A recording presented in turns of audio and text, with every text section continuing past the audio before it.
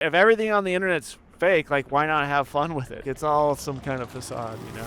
Kyle Thiermann here. I'm in Cape Town. I was the only journalist in northern Nigeria. Not an adventure until you get lost in Tijuana. If you get caught inside by a giant wave, you feel really alone. I love the adventure of waking up and not knowing what will happen and that being my job. Kyle Thiermann Show. Dude, 14 years ago, when I was 18 years old, I started surfing for Patagonia. I was doing a lot of environmental activism work there. That's like when I worked there as freelance running I started their Instagram in 2011. I know. Yeah.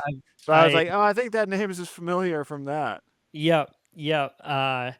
Back when no one knew what Instagram was. And yeah, then, exactly. No one cared. And then, I'm still cradling in the rocks there. I think that they've just forgot to cut me. They've forgotten about me. But yeah, no, it's good. I mean, I work as a copywriter. That's how I make my day job living. And then get to still take a surf trip or two, write for their blog. Sweet. Every now and again. It's a mellow situation. And you live in Slow? Where are you? I'm in LA now. I grew up in Santa Cruz. Okay, I'm now in Santa Monica. Nice. Yeah. And you? Are you I live outside of Portland. I'm like half an hour from Portland. Okay. East. Yeah, in the Columbia River Gorge. Nice. But I was just down in Central Cal like a week and a half ago, 2 weeks ago, bow hunting with Trevor Gordon, who I love Trevor. Yeah. He's a good dude. I have a pig hunt coming up in about a week in Central California. Oh, sweet. A buddy of mine named Alex who has access to a ranch there. Nice. It's a super rad zone. The zone it's so between cool. like Slow and just south of Big Sur is killer for hunting. Yeah. Central Cal in general is insanely cool. If I had unlimited money, I would definitely have a place there, but it's just like the amount of money shit costs there is baffling. So yeah. How long have you been into hunting? I was super into it as a kid. I pretty much grew up in the woods, and my parents were hippies and were like, no motorcycles, no guns, but you can have a bow and arrow. So I was up until like puberty, I was pretty into bow hunting, just like shooting squirrels and rabbits and stuff like that.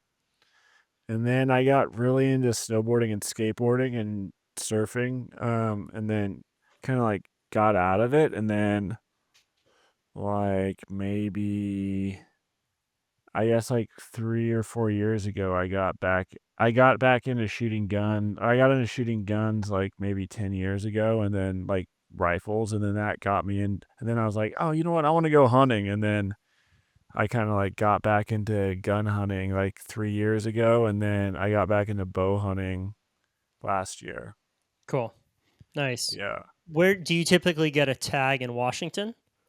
Yeah, I get tags.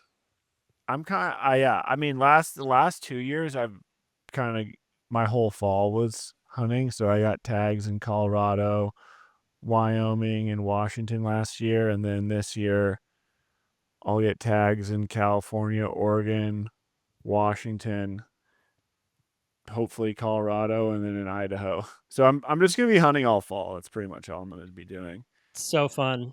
So Yeah. have you been successful with your bow yet? Yeah, I have. Yeah, I haven't been successful with an elk. I've been successful on I've shot deer, and I went to Hawaii in January and went axis deer hunting, and then I just got back from California hunting pigs, and shot a pig there. But I've shot elk with guns, but not with a bow. But I think like gun hunting will take a secondary kind of role to me bow hunting, at least for this year. It's just it's just so different. You know, with a gun, you're not necessarily, at least from my experience, I mean, it doesn't necessarily feel like you're hunting as much as it's like a marksmanship exercise. Sure. I mean, depending on how you're doing it. And don't get me wrong, I love like marksmanship's super fun. Shooting targets far away is fun. but with a bow, it's just kind of it's like a order of magnitude different. Mm-hmm. And it's like one of those things where even if it doesn't go your way, it's still like so exciting. Oh yeah. And it's Or frustrating, yeah, depending on. really frustrating. I mean, it's nice because it's really it's really hard, Mm-hmm. and it's not instant gratification, you know. So it's in the age of same day Amazon delivery. It's really pretty nice to have something you really have to put in a ton of time to figure out. So Sure. it's like surfing in that way, you know. Like I learned to Oh, surf kind of like when I was like in my late teens, early 20s, and it was kind of one of those things where I grew up snowboarding and skateboarding, but I just didn't live by the ocean, you know. So like when I actually learned to surf in Maine because that's where I went to college, but we were close to the ocean, but it was like one of those things where it's like, oh, you got to put so much time in. I think it's really similar to surfing in that way, where mhm. it's like it's part skill, it's part luck, and it's a lot of hard work, you know, like Yeah. learning how to surf is a similar thing, or getting good waves is a similar thing, where it's like you have to be in a place where there's waves, and then Mhm. you have to work really hard, and then you have to be lucky, you know, and that's like kind of how I feel about bow hunting too, where it's just like, oh yeah, like you can go to a place where there's a bunch of animals, but it's just not going to happen unless you like Yeah. have your ducks in a row, you know? So, and I love that Yeah. about it. Your elks in a row. Yeah, Yeah. I agree. I think that there are so many parallels between surfing and bow hunting. One that you just mentioned is figuring out a spot takes a long Yeah. time. Oh yeah. I take I get a tag in Montana just about every year. Some of my best friends live out there, and for the past few years, we've been going to different spots each year. And we Yeah. finally were like, I think we just need to dial in this one zone for 3 or 4 years. And Yeah. similarly, if you look at the best pipeline surfers, best Yeah, jaws, they only surf it. Yeah, they only surf they that just way. understand those reefs Yeah. so much better than everyone else. And similarly, I think with hunting, it takes a long time to get a zone dialed in. And that's largely what guides are offering if you're going to do a private hunt, right? Yeah, It's just definitely. that local knowledge. They're like, okay, well, we know that the animals tend to be around this spot uh, Yeah.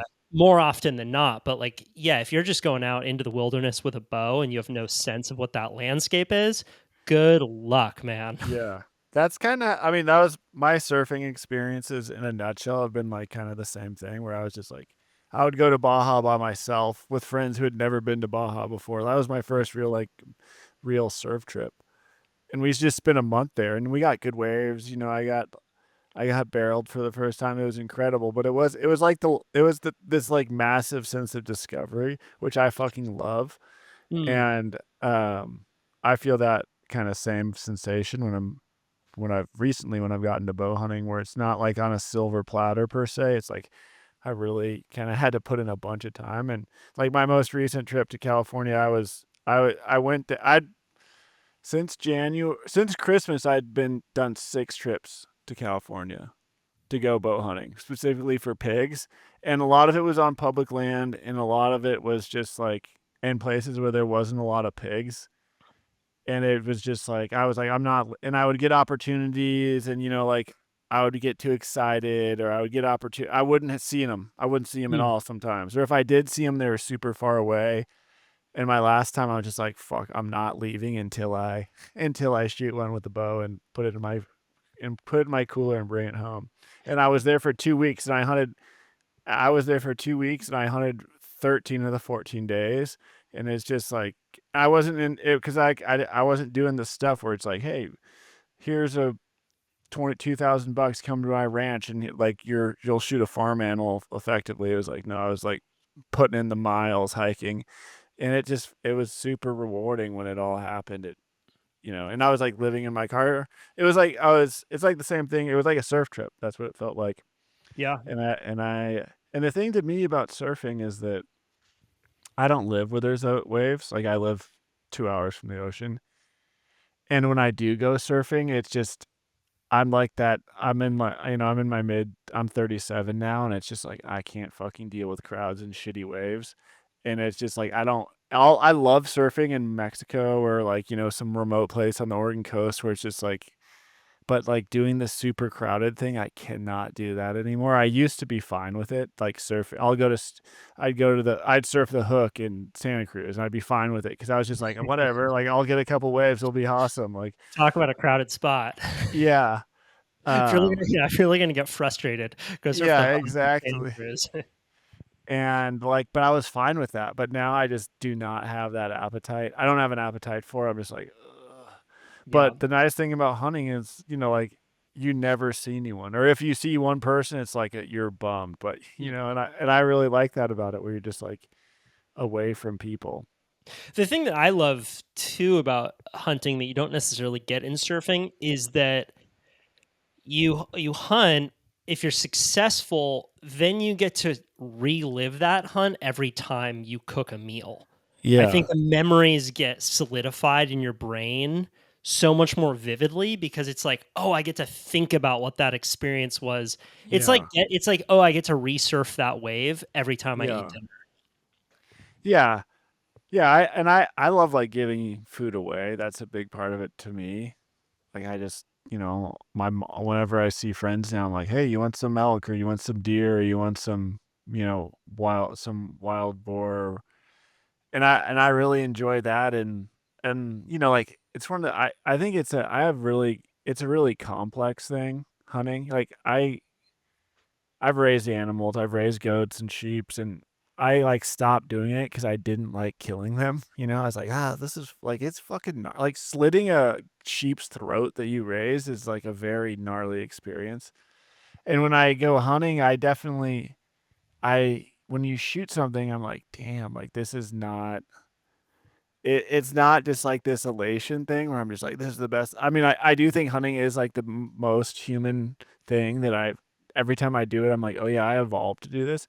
But at the same time, I have pretty complicated feelings about when I kill something. I'm like, fuck. I get like bummed out. I'm like, oh, like I wonder like what that thing's day was like that day. Mm. Like it ended when I ran into it, but like I wonder what its day was like. And I wonder, like all these things go through my head. But then again, like, and then like I eat it, and I'm like, all right, cool. Like like this is That tastes pretty good.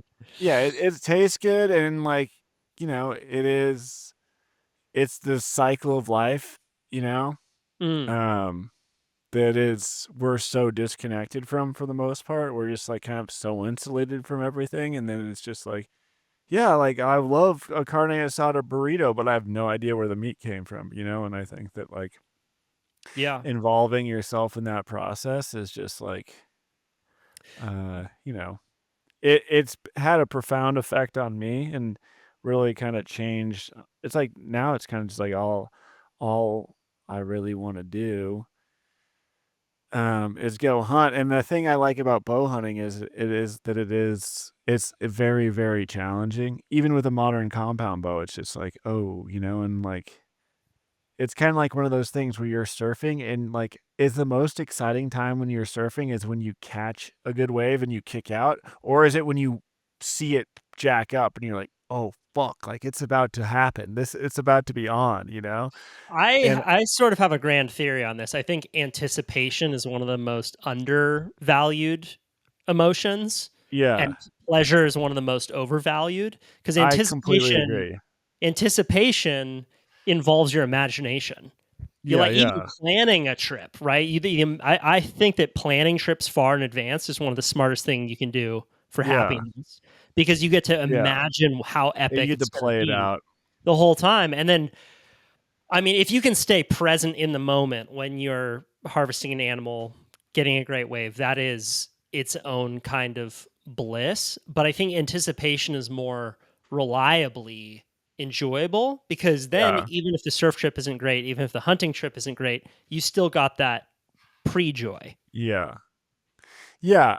I mean, I definitely think, my most memorable times hunting are definitely not when I've shot something. It's like when I hear an animal or I see an animal, or like when I was just in Central California, I saw a bunch of tule elk, which are, they're rare. There's maybe 5,000 of them in the state. but it was really cool to see them and just kind of be out in this world that, for the most part, we don't really go and interact with. And it's just kind of had a profound impact on me. And I was always hunting, kind of curious, and I did it as a kid, but it was one of those things where I would hear people talk about it. And I'm like, I don't get the fucking deal. I don't get what the deal is with it, and like like fishing is something that I enjoy doing, but I hear people talking about it. And I'm just like, I do not understand. Like it just doesn't. Ask a fly fisherman about it. Yeah. Yeah. I'm just They'll like, start looking at I does songs and stuff. not compute. Like it's just so over my head. And I Yeah. think that, I imagine there's also, but like golf is another thing where I'm just like, does literally nothing for me, and I don't want to, and I think, some people listening to this are like, what the, like, okay, we get it. Like, it's cool. But to me, it's one of those things where it's like very, very few things in life have made me feel like, oh, I am connecting to something that is like, kind of on a human level, like it just ties into some ancestral shit, where it's, I don't feel that when I'm fucking on my cell phone, or like I'm reading some shit on the internet and getting pissed off. It just, but when I'm like, it's like waking up next to a fire and there's still coals going and you push it together and it like Mhm. catches back on fire, or like hunting, it's like one of those things where you're like, oh yeah, like this has been going on way longer than I've ever been around, like that I'm here. And Mhm. it's just something that's completely connected to the human process in a So way that we're so disconnected from now, so when you're on one of these trips, you're a photographer. Yeah. Um and you're also on social media. How do you think about having an experience and um, documenting it well without ruining the experience for yourself by being on your phone too much? Um, I would say I'm a photographer with a caveat. I'm not a photographer in the sense that like Chris Burkhardt is a photographer or something like that, or like a bunch of people that I know and I'm friends with who are incredible photographers. I'm not a photographer in that sense. I can document things and I have an idea of what I'm looking for, but it's very secondary. And, like it's not how I make money now. And it hasn't been how I've made money for a long time. I mean, I make some photo books and sell those, but it's not like I don't get paid to take photos in a traditional sense. So for me, the activity has always been primary. Even when I was like really into social media and Instagram and photography, it's like I could care. Like I just wanted to go surf, and if I could take some photos around that, like so be it. But I was more just trying to like go experience whatever I was doing. Um, I kind of scratched the creation itch doing stop motion stuff where I can just kind of be like, oh, I can control every single component of it. Hmm. I don't try to like muddy the waters of like editorial fiction. I'm just like, oh, this is a part of my life that's completely made up and I can kind of go deep into that. And then a surf trip is something that I'll take photos of when something kind of like catches my eye or is something is kind of speaks to me. But I just use a point and shoot camera. I pretty much use a point and shoot camera my whole life as like, or for the last 15 years as a creative person. Hmm. And that just allows it to be something where it's just in my phone, in my pocket, and I can pull it out and take a photo, whether it's film or digital. So to me, it's just very much about just kind of like experiencing it and then documenting it in a way that just kind of maybe gets at a little bit of the experience of what it was there, as opposed to like capturing these like big hero moments. Um, Do you so have do you have a favorite point and shoot camera that you use? yeah, I've used a Ryko GR3 for, I've had them for a long time. I think they came out in 2018. I've had 3 of them and I really like those. They just, for how small they are, they take a really good photo. And then I like the Fuji Kloss, which is it's kind of like a Contex T2 or a T3, but it's made by Fuji, and they're like $400 or $500, and they're a really good 35 millimeter point and shoot.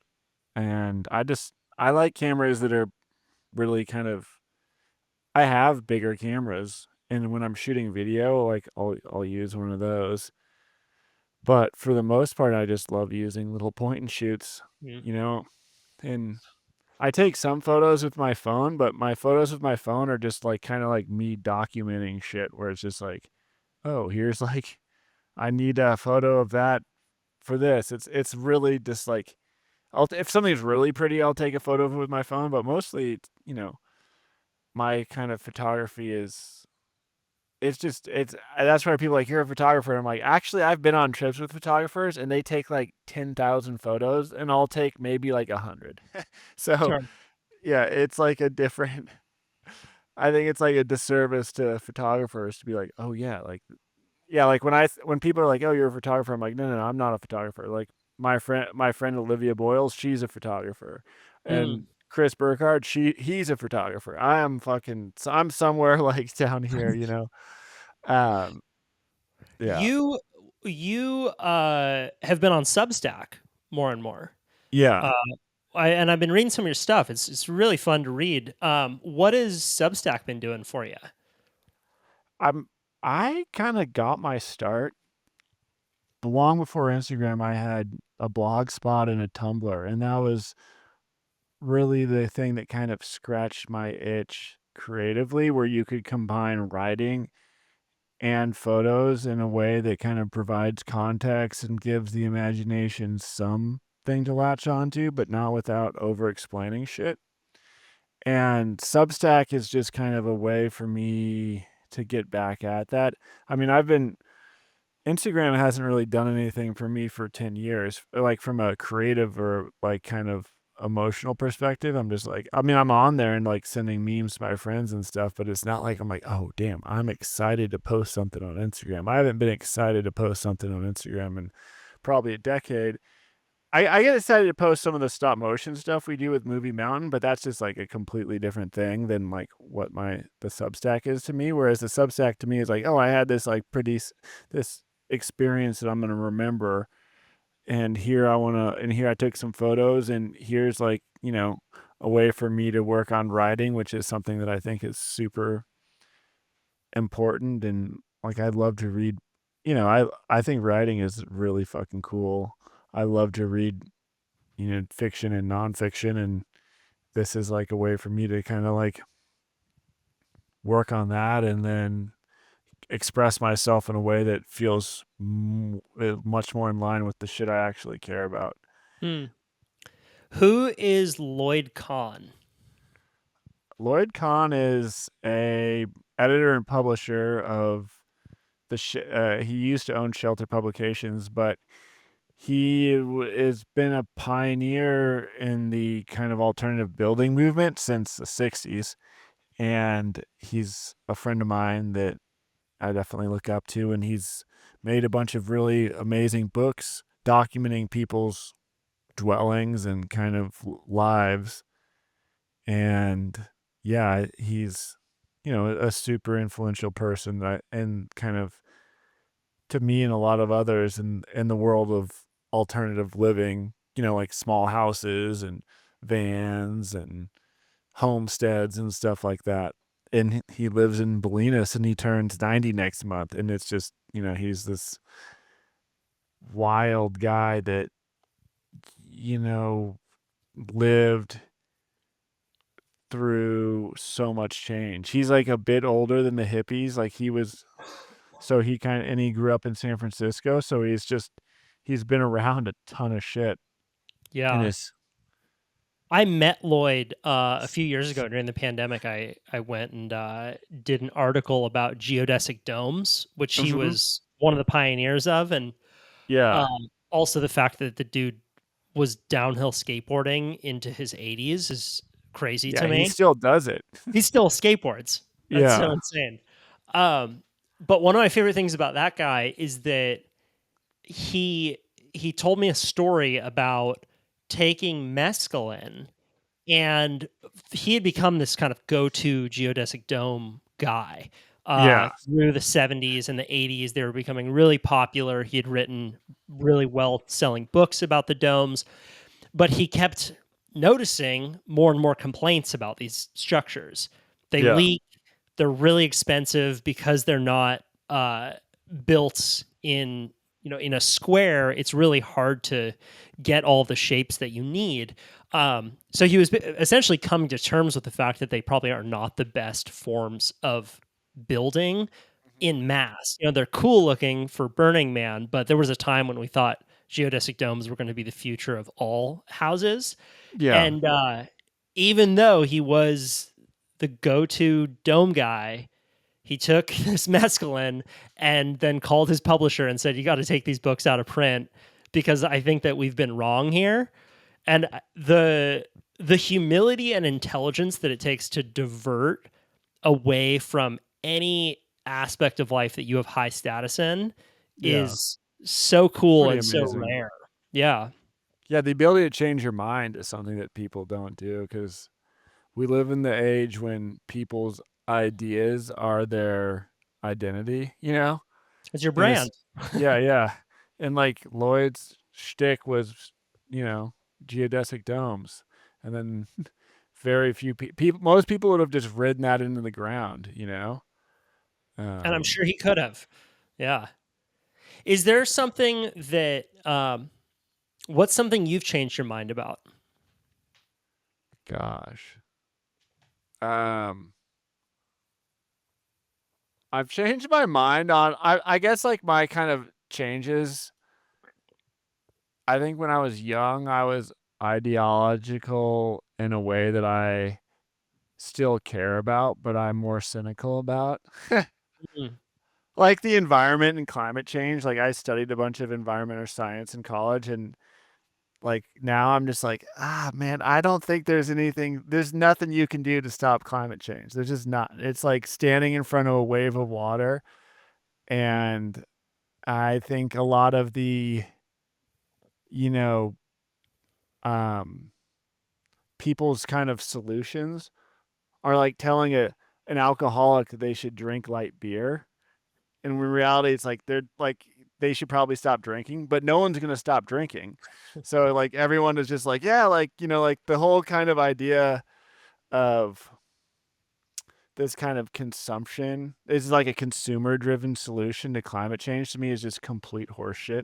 Like there's nothing you can do. Like buying a new anything is not how you're going to stop, like reduce the impact on the world, like you can't, if you want to be real, it's like the idea of like, oh yeah, I'm going to buy an electric car because it is better for the environment. That's just complete horseshit. Because it's like if you look at it for the complete life cycle of a product, like the most environmentally friendly thing to do is to keep an old car running and maintain that because it's already a sunk cost in production. So I think like that, and I think that in some ways, right? But I used to be like completely like nope, like everything, and now I'm just like I don't know. Like I think that like it's more important just to like kind of I'm like I'm a global pessimist and a local optimist. And I used to be like kind of a different way. And I know that might be kind of like a downer, but I just think it's like a giant distraction. Mm. And like, just because I think there's a lot of good you can do in this world that doesn't involve like preaching about the way other people should live their lives to reduce climate change is just like fucking drives me up a wall. Like hearing, like when celebrities that fly everywhere in their private jet are like, "Oh, we should like do this so you should to make the world better." I'm like, "What? Like, are you kidding me? Like, yeah, like what? Like, it's like do as I do, not as I say, the kind of thing." And I just kind of got pretty tired of that. And I still I'm like I'm like I kind of identify more as I would say that like I used to identify as like an Yvon Chouinard type environmentalist, and now I say like I'm more of an Ed Abbey type environmentalist. Mm. Um, How are you a local optimist? I think that you can kind of do a lot of good in your own community in terms of just like you know, giving food to people, like your friends, like just kind of enriching in the lives of the people around you, you know? And I think like whether it's your friends, your family, people you know, just like acquaintances, just kind of like being positive those people, Mm. you know, and kind of helping them when they need to be helped, as opposed to just like, because I think you can just like read so much about what's happening in the world and just like get completely lost in the sauce and spun out, and ultimately just like bring all this anxiety on your life where you're just like, there's no way you can't impact that. There's just, from a scientific perspective, you cannot impact that.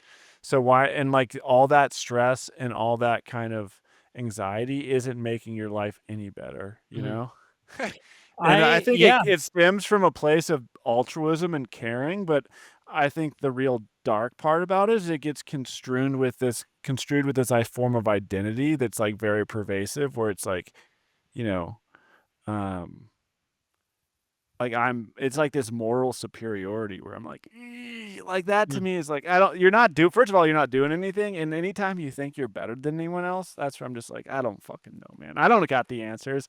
And I doubt you do too. So, you know, Yeah. Yeah, I've been thinking about this a lot recently. And I've decided that I know a few people who I think should not know who the president is.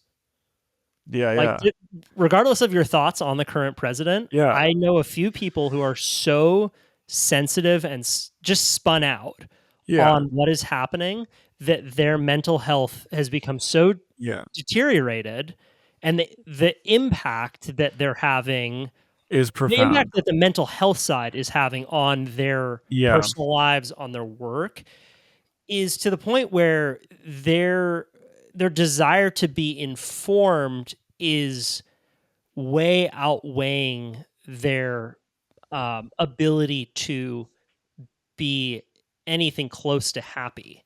yeah. I think it just gets dangerous when outrage becomes people's primary hobby, you know? Mm, And like, as opposed to something that brings and enriches their lives.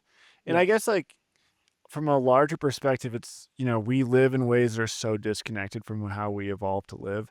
And the reality is like, people's ability to understand big numbers is, we can't do it. Like, for example, calculus was developed like thousands of years before statistics was, because we could understand like nonlinear equations and shit, but we couldn't understand the importance of really big numbers because it's completely different from how we evolved. We evolved in like groups of hunter and gatherers where we at max knew 200 people, or 200, like something like that, Mm, And now we're connected to the internet. We have all these people around us. We have access to all this information, which ultimately is purely academic for the most part, because, it becomes this philosophical debate where it's like the president or whoever, like pull up bitching about politics or bitching about this. And like another way I changed my mind is I used to be really into politics, where I was just like, you know what, like Bernie Sanders, best thing fucking ever. And then I just kind of came to this realization where I was like, holy fuck, like politics is just like professional wrestling for people that think they're informed. It's like this thing that they get really excited about and super that's invested funny. in, but it's completely out of their control. It's like the same way I don't really get really involved in pro sports, because I'm like, I can't fucking impact this or control this. Like, yes, it's nice when your team wins or loses, but ultimately, like, it has no impact on my life. Mm, And I think that, like, if people will probably push back on that, being like, oh, yeah, you're so privileged. Like, you can't say politics doesn't impact your life. And I'm like, uh, I think it, like, for the most part, it doesn't really, like there's like the system is wet, rain or shine, the system's going to work for people and it's not going to be you or me. So like, why the fuck get super worked up about it? mm, Um, and I just think that like people's lives, like, like, it's like bitching about the weather. It's like, yeah, right now I'm living in Washington State and it's 35 degrees and raining. Like being like, I wish it was 75 degrees and sunny is like, it's just Like, why would I even be concerned with that, you know? I'd Mm. rather just like put on a jacket and just like enjoy my day the way that I can, you know? Yeah. And I think that, yeah, I don't think that's super healthy. Like the same way that I'm like, I enjoy hunting because it gets me back to living like how we evolved. It's like getting really worked up about the news and politics is I don't think that's healthy. And I think like I understand people's concerns and ultimately I share a lot of them, but I don't think it's a good use of time and energy, you know? Mm. I think people should have like shit they actually enjoy doing that enriches their lives and like bring joy to the people around them, you know, as opposed to just being like, well, yes, this is Yeah. what happened. What probably the least persuasive two words in the English language are "you should." Yeah, yeah, exactly. And that's like, I don't think people, and like the funny thing to me about it is like, it's like proselytizing, right? Like people on either sides of the equation are trying to change someone's mind. And from my experience, it's like fucking impossible to change people's mind about something that they're like believe in Mm. like religion, you know? So it's like, why even like kind of just spare yourself and just like allow yourself to connect with them on a way where you do have common ground, you know? Like, Mm. I don't know, like that's kind of I like how I like to approach it or try to approach it. What is stop motion for people who don't know? Stop motion is the act of creating a moving image by compiling a bunch of still images. And specifically in the stop motion that I do, it's just a bunch of miniatures that through camera work are made to look big. And I got into it 10 years ago. Um, and I had kind of, at that time, I was finishing up doing photo work, and I guess what you could kind of define as like influencer work, but it was like before influencer, like that wasn't a term yet, but I was like making content and like doing brand stuff. And I just realized that I just like didn't want the future of my life to be like in front of camera or pseudo in front of camera, you know? And that I didn't want to continue like attempting to jump the shark to make these spectacles seem real that weren't real increasingly, you know, or it's like, and I kind of like would see that just like from people around me who I would go on these big trips, you know, and there'd be a bunch of money invested in, like there'd be photo shoots, but it was like supposed to be real. And I was like, this isn't fucking real. Like this is so, and once I had that realization, it's like, oh, it's not fucking real. Like, why not really run with that and completely make things up? And then I was like, oh yeah, like stop motion. I always loved stop motion movies. And I was like, well, if everything on the internet's fake, like why not have fun with it? Or not fake, but you know, like that's not Mm. what that sunset really looked like. And those people actually didn't sleep there. Like it's all some kind of facade, you know? So I was like, why not kind of throw that out of the window completely and just allow my imagination to run wild and make stuff like that? So I 10 years ago got into this idea of transitioning away from like nonfiction into fiction work and really dove into that and built my studio here. I'm in my shop right now. And then just kind of bought a bunch of old equipment and some new cameras and built a 3,800 square foot studio with my life savings that I'd made selling photo books and doing kind of commercial brand work like the shit I did for Patagonia.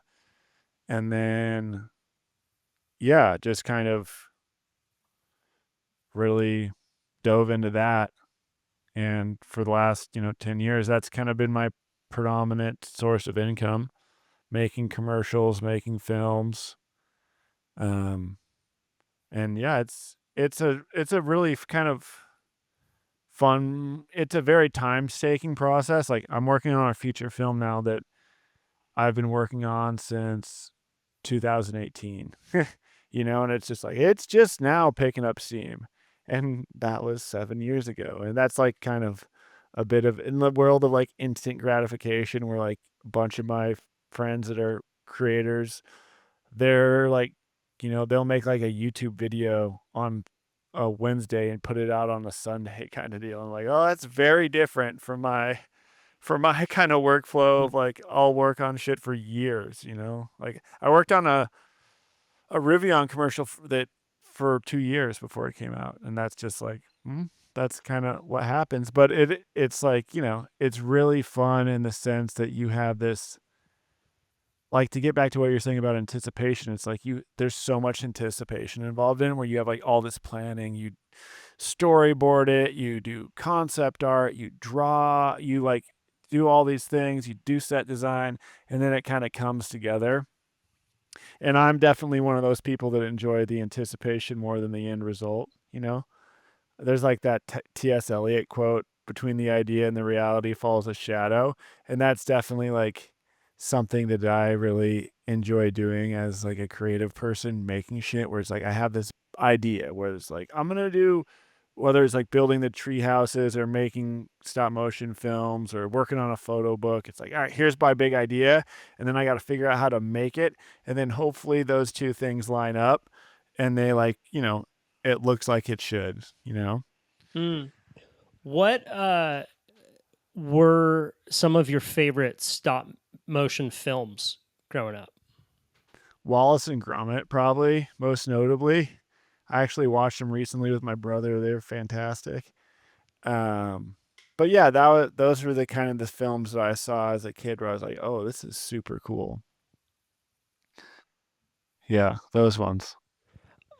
What would you recommend to someone who wants to get into stop motion as the lowest possible, most simple possible level of getting into this fairly intimidating craft? There's a bunch of iPhone apps and iPad apps for the, like, if you just want to like set up a camera on a tripod and make something move, you can definitely do it like that. And then on top from there, it's like your next step is buying a computer and like a digital camera and a tripod and some lights, and that can be had for a couple grand and use Dragon Frame. And then, there's a bunch of models and stuff you can use that are pretty good that you can just buy on Amazon that are pretty good. And it's one of those things where like, the world is, the cool thing about stop motion is that you can do anything. Like literally you can make anything. It's just time and money. So it's like how much do you want to go down the rabbit hole. But for starters, I would do stuff like that, or like the flip book animation where you draw stuff out. But to tell you the truth, I don't know. I can't animate. I don't know how to animate. I work with animators. So for me, it's just kind of like, if you want to experience that kind of filmmaking, to me, it's like figuring out how to come up with an idea, write it down, and draw it out and illustrate it. And then kind of, like even if it's something pretty simple, you can do it on your cell phone with clay, or with like a like a small simple puppet that's just like a glorified doll. How do you? I was looking at a lot of your stuff, from Instagram to the van life books to what you're writing about, you and Lloyd Kahn. I see you as this kind of person who thinks about spaces differently than most people. And whether that be from your tree houses to the pool that you build to stop motion, has that always been a theme in your life? I mean, I'm really dyslexic, so I kind of, and I think that kind of my brain is just wired differently than most people. And it's one of those things where like my entire life, most of the times I'm like, what? Like I can't fucking understand what people get excited about with that. Like here's what I get excited about. Um, and just I've been kind of very stubborn in the pursuit of that. And that's a blessing and a curse, you know? Hmm. It's a blessing in the sense that I've been able to make a living doing, working by most accounts, not having anything resembling a day job. But it's also, like creation and creativity is a pretty lonely. It's not lonely in the sense that like I'm fucking up sad and alone. It's just like it's kind of isolating in the sense of like, oh, it's like this very kind of like singular thing where you're like, oh yeah, like I have this idea, other people don't necessarily get it. I'm gonna like put all this energy and money and time into getting it to something that's more complete, and then they'll understand. And that can be pretty exhausting, but it's the only thing I know how to do. Hmm. Um, and it's like when I moved into a van and started documenting living in a van, like it was like a very different time, like it was 2011. The economy was just starting to pick up again after the recession. And I was like, I'm quitting my job. I'm going to work on this photo book and I'm going to buy a van and I'm just going to see what happens. Like this sounds amazing to me and I want to document it. I want to take photos and I'll write about it on my blog and I'll post photos of it on this thing called Instagram. And first of all, be like, what? Like that just didn't make any sense to people. But to me, like once I started doing it, I was like, this is the fucking coolest thing ever. Like I can't be more excited about this. And that kind of feeling to me is something that I really pursue, where it's like if I love something, I don't care if other people don't like it or not. Like if I really like it, I'm just gonna fucking do it.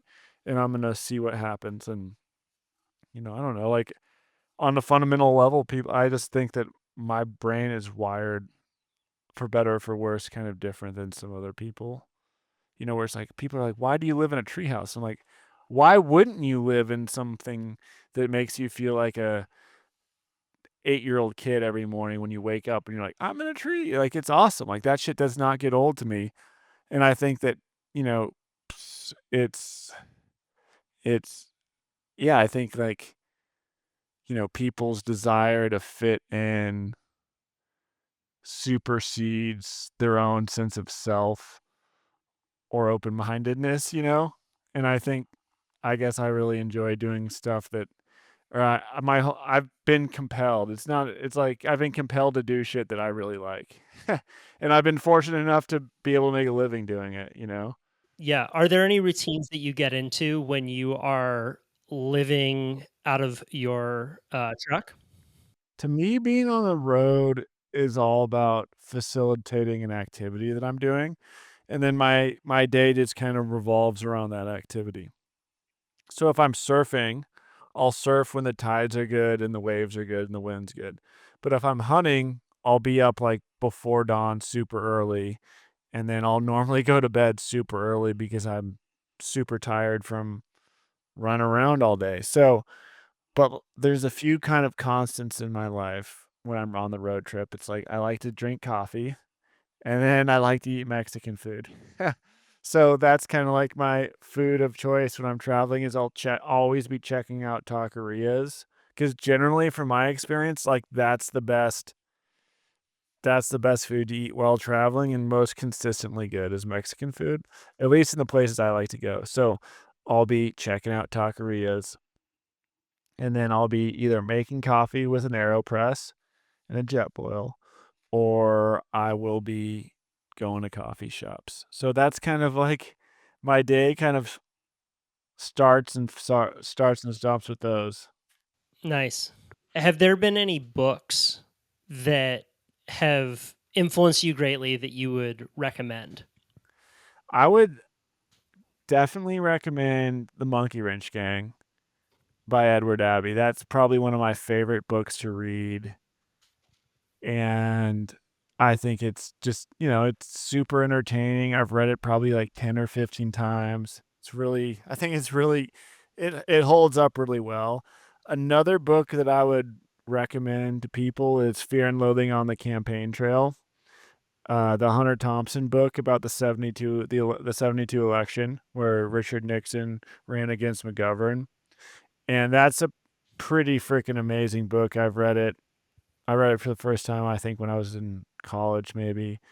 But it's just like, it's an amazing portrait of American politics that, despite being 53 years old, is super accurate and still holds up. Mm. Um, and everyone, it's just like, I think like there's this idea of Hunter Thompson that has become larger than his writing, especially with Fear and Loathing in Las Vegas, where it's like, it's about drugs and it's about booze and excess and all this stuff.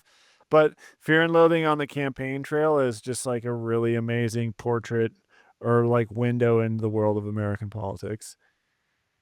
And another book I really enjoy reading that I would recommend to a bunch of people would probably be No Country for Old Men, the Cormac McCarthy book. And as someone who makes shit for a living, it's so interesting to read a book and then kind of watch the movie and be like, oh wow, like this is this like kind of creative process. But also on top of that, I just think it's an amazing book. Shit. Those are all Another, great recs. Those are all great recs. I was just out in Washington D.C. and I'd read 73 on the Campaign Trail, yeah. and I have a friend out there who's lived in D.C. for the last 15 years. And he said he's been in a book club with a bunch of other folks from out there, and they every month only read one book about Washington D.C. Yeah. I thought, man, that's got to be the best state to have that kind of themed book club, given that it's the oldest and there's just so many stories that come out of DC, and Yeah. on the Campaign Trails, maybe one of the most famous. What's one project that you've worked on that you're really proud of? Gosh. um, it's so funny. It's just like whenever I make something, 95% of the time, I'm like, that thing did not turn out the way I wanted it to.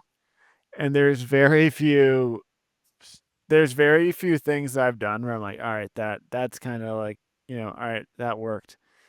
The idea and the result line up. And I would say one of them is Home is Where You Park It, which is the photo book I did in 2013, and it was just kind of photos from my 2 years living in a van. And it was before van life was really a thing, and it was definitely before there was a commercial kind of emphasis on it. And the book is just exactly like it's exactly what I wanted it to be. In fact, I got turned down by a few publishers who were like, we don't get it. It's not going to work. But I was like, fuck it. I'll just publish it myself. And that to me is my favorite photo book I've worked on. And it Mm. was out of print for a long time, but I did a run of it last year that you can buy on Huckberry's website. And then in terms of stop motion projects, I think Pool Scum. I like Pool Scum a bunch. Not a bunch, but I think it was pretty well executed for what we wanted to do. And And what is Pool yeah, Scum? Pool Scum's just like a series of Instagram videos we made where there's like stop motion skateboarding set in the 80s. And it was one of the first projects we did with Movie Mountain, and we did it in 2017, I guess. And I kind of yeah, and then I'm working on a movie now that I hope sees the light of day. That's going to be a sci-fi feature, stop motion.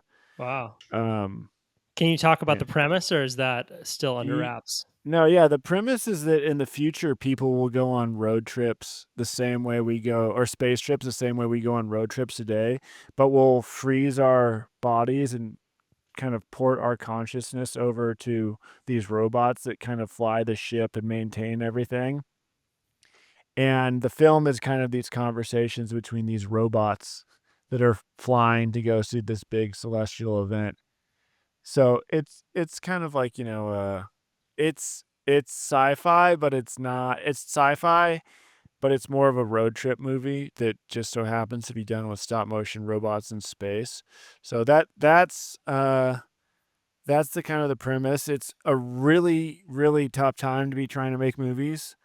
Hollywood's pretty much in a free fall, and we're in the midst of this transition with how animation is being done with between you know, I think AI is going to be doing a ton of animation moving forward. And so I kind of, it's a lot of ups and downs, but I hope, you know, we've raised a fair amount of money to make this movie, and we got some good things going on. But it's, you know, it's it, it takes a long time. But I'm super excited about it. That's kind of like that's one of the big things I have working on now. And yeah, it's one of those things where like I had the idea in 2018, and as time goes on, it only kind of becomes more like, oh yeah, like more realistic and more kind of pressing, which is good because like sometimes I'll have ideas and I'll put a bunch of time on into it and it'll like completely fucking miss, you know. And it's like, all right, well, at least the instincts were in the right place on this one. So Well, I tip my hat to how patient you are with projects. I don't know if you've heard of a book called Slow Productivity. Um, it came out as a big bestseller this last year, but the argument that the author makes is essentially that any great project takes years and years and years, and he does portraits of all these things that we've heard of, the great masterpieces, and it's like, oh, that took 9 years. Oh yeah, that yeah, took 15 years. Oh, this person tinkered on it for 7 years while at a full-time job and then quit and then took 2 more years to get it finished. But I think that one aspect of creativity that isn't appreciated by most people nearly enough is the importance of iteration and the yeah, importance of sleeping on something and then giving it time, stepping away from it for a little while, coming back to it. If you want to create yeah, something that's really special, sure, sometimes you could just hit it out of the park on the first try, but it's no, rare. And yeah, I I don't do think think that that happens. it takes time to get to these Yeah, deeper spaces, these deeper storylines. And if you sit with one idea long enough, more depth will appear and your brain yeah, will do this weird thing where you'll start to connect deeper themes, character yeah. complexity, nuance, and I commend you for taking the time that it needs to do something that you're proud of. Yeah, I mean, I think that's one of the downsides of social media is the modern kind of landscape is that everyone is used to having immediate feedback on everything they do and like immediate dopamine for that. So everyone is like, no one's like, people aren't really making long form movies anymore. That's not a big kind of, you know, most of my friends are successful creative people make Instagram or YouTube videos, you know, where it's like a not, but it's like, you know, you kind of get trapped in this by the convenience of what works financially as a Yeah. creative person. And I think it's, you know, it's it's been very frustrating and challenging. And but I love, I mean, I like shit that's hard. That's why I like bow hunting, you know, or that's why I like doing these other things where it's like, well, it takes a ton of time, and but when it happens, it feels really good. So Yeah. And hey, all you have are your experiences in life. yeah, Like the idea that people a few generations from now are probably still going to be checking out our work, I think is a fantasy. yeah, So I agree. yeah, I don't think that's gonna like happen. the idea of legacy is silly. Yeah, And I think that putting emphasis on how you're feeling about your creative work, the things that the states that you can get into is really what it's all about because none of us know how long we have and it's yeah, cool that you're putting your time into shit that you think is cool. yeah. Like I don't know how to do anything else. So Yeah. Foster, dude, thank you so much for your time. I yeah, appreciate you coming on the show. yeah. Likewise. Where can people check out more of your work? They can check out my work on. I'd probably go check out my Substack if you want to see the stuff that I'm interested in. It's a restlesstransplant.substack.com. That's kind of what I put the most energy into these days. So yeah. Love it. Foster, thank you so much. It's All a right. blast. All right. Talk to you later.